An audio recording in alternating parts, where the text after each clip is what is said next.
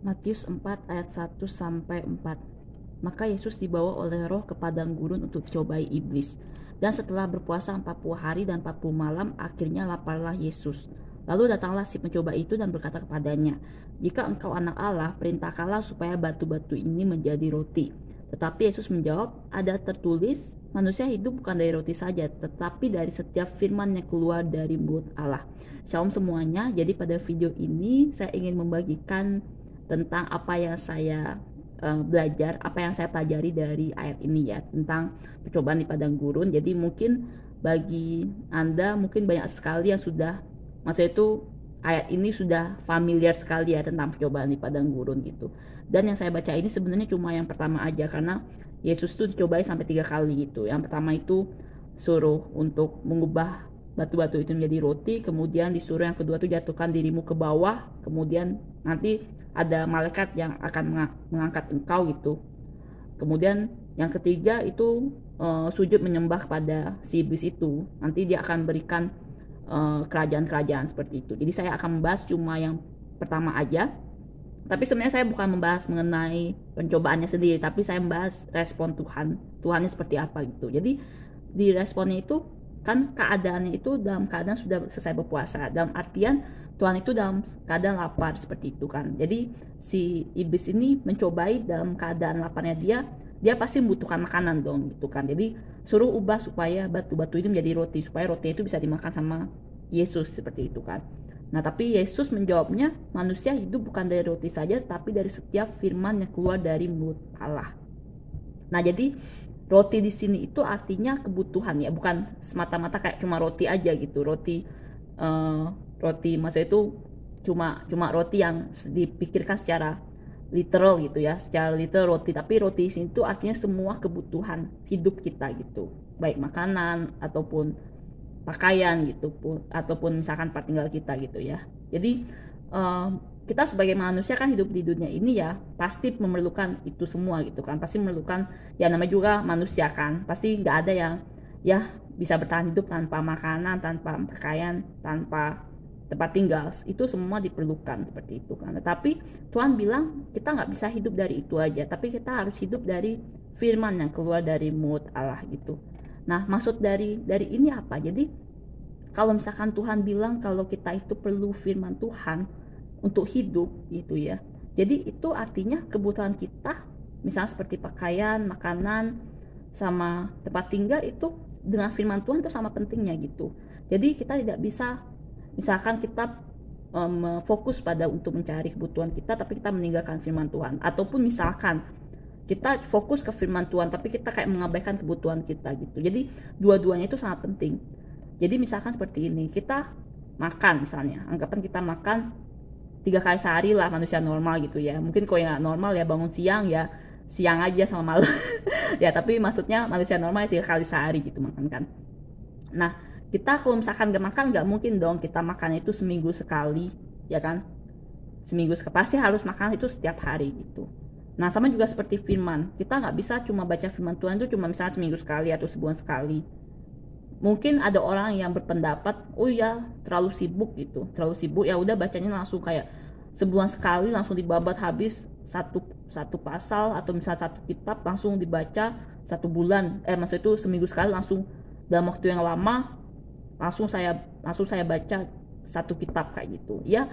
Boleh sih sebenarnya seperti itu ya, karena kan orang-orang itu bisa aja punya kesibukan yang benar-benar orang itu sibuk banget sampai setiap dia itu nggak bisa merenungkan firman Tuhan setiap hari gitu ya, atau membaca firman Tuhan setiap hari. Tapi kita kalau misalkan kita tahu persis siapa yang menjadi provider kita, siapa yang menolong kita dalam kesusahan kita, kemudian siapa yang melihara hidup kita, ya pasti kita mau untuk mengenal pribadinya lebih lagi dong gitu kan. Kita mau mengenal siapa sih provider kita gitu kan. Jadi kalau misalnya kita mau mengenal Tuhan lebih lagi ya pasti kita akan mementingkan untuk membaca firman gitu ya. Jadi walaupun ya kita tahu banyak orang yang kayak sibuk sekali gitu ya sampai firman itu dilupakan gitu ya, tapi kita sebagai anak-anak Tuhan ya wajib hukumnya untuk setiap hari lah, walaupun kayak sedikit aja, misal satu hari itu cuma baca satu pasal ataupun baca satu ayat, itu setidaknya kita sudah melengkapi kebutuhan kita gitu ya, karena Tuhan bilang kebutuhan kita nggak cuma roti aja, tapi dari firman yang keluar dari mulut Allah gitu. Nah, saya juga di sini belajar ya, karena saya juga sempat juga waktu dulu itu tidak terlalu termotivasi untuk membaca Alkitab, karena kayak kita itu sering membaca Alkitab itu tanpa bantuan Roh Kudus. Jadi kita sering nggak ngerti gitu ya, dan akhirnya berujung pada ya udah, karena kita nggak ngerti, kita nggak terlalu sering membacanya seperti itu ya. Nah itu nggak apa-apa. Jadi maksudnya itu kalau misalnya kita nggak ngerti atau Roh Kudus itu mungkin tidak ada, maksud itu kita kayak kurang untuk mengadakan Roh Kudus dalam membantu kita gitu ya, tidak masalah gitu, asal kita membaca dulu saja. Nanti kelamaan juga pasti Roh Kudus akan menuntun kita untuk bisa menjawab, maksudnya itu bisa menjelaskan kepada kita arti dari ayat ini gitu. Saya bahkan sudah pernah membaca Alkitab dari Kejadian sampai Wahyu gitu, tapi banyak sekali ya emang saya nggak ngerti gitu. Dan akhirnya saya kayak berulang lagi, misalnya kayak saya baca lagi ayat yang sama gitu. Jadi firman Tuhan itu bukan kayak kita ngerti semuanya langsung sekaligus gitu, tapi itulah kehebatan Tuhan, itulah kebesaran Tuhan gitu. Jadi bukan, Tuhan itu saking besarnya sampai kita itu banyak yang kita nggak mengerti tentang Tuhan gitu. Jadi itulah pentingnya kita baca Alkitab, walaupun kayak diulang-ulang, mungkin ayat yang sama diulang-ulang seperti itu ya. Mungkin yang saya sampaikan ini juga mungkin kelihatannya sederhana gitu ya, tapi mungkin ada orang-orang yang nggak ngerti tentang firman, maksudnya itu apa sih hidup dari firman Tuhan seperti itu ya. Jadi saya juga di sini juga tergolong orang yang belajar gitu, supaya bisa mengenal pribadi Tuhan lebih lagi gitu. Saya juga setelah membaca dari awal sampai akhir, saya baca lagi ayatnya sama gitu ya, dan saya kayak mencoba lagi supaya mengandalkan Roh Kudus untuk menolong saya mentranslate gitu ya, apa arti dari firman ini gitu ya. Dan juga kalau misalkan kita sudah terpenuhi, misalnya kita sudah membaca firman Tuhan terus menerus, itu pasti kebutuhan rohani kita juga akan terpenuhi gitu, karena selain jasmani juga manusia perlu rohani gitu kan.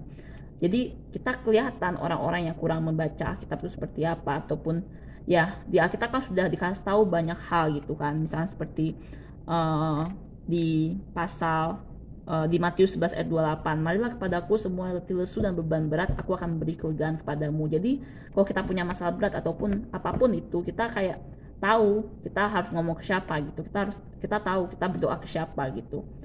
Dan di Lukas 11 ayat 9, aku berkata kepadamu, mintalah maka akan diberikan kepadamu, carilah maka kamu akan mendapat, ketoklah maka pintu akan dibuka bagimu. Ya tahu kalau misalkan karunia ini semua sudah diberikan pada Tuhan kan, kita sudah diselamatkan dan sebagainya. Nah kita juga sebagai murid Tuhan juga kita harus inisiatif untuk meminta kepada Tuhan apa yang kita butuhkan gitu.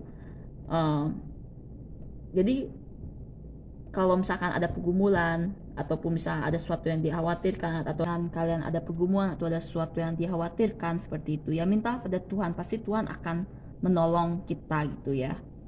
Nah ini dari pengalaman pribadi saya ya, jadi saya itu juga sempat ada keadaan yang sulit ya. Dalam keadaan sulit ini kebutuhan jasmani gitu ya, kebutuhan jasmani seperti makan seperti itu ya. Jadi di sini itu saya kan di Taiwan kan tinggalkan. Jadi saya pernah mengalami di mana saya tidak dapat uang selama 3 bulan ya.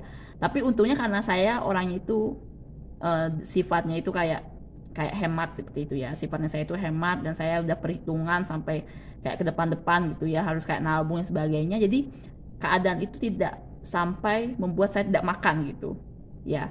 Tapi itu menurut saya udah tergolong masa sulit sih, karena kita jadi berkurang terus menerus kan uang kita kan.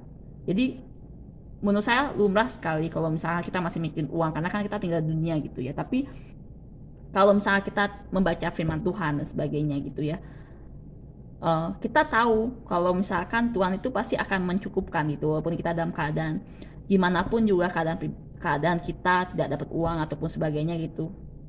Kita tahu kita tahu pasti Tuhan akan menolong kita gitu.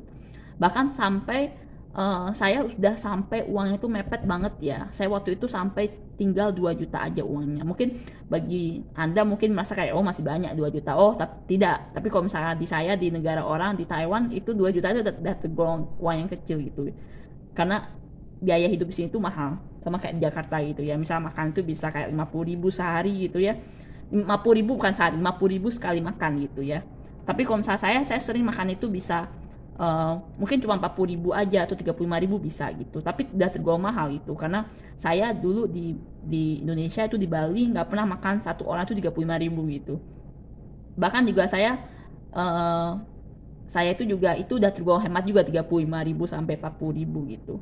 Ya, tapi sampai keadaan di mana uang saya itu udah tinggal 2 juta itu ya eh, ada orang-orang yang dikirimkan pada Tuhan untuk membantu gitu. Jadi percaya saja, tidak perlu khawatir akan apapun juga.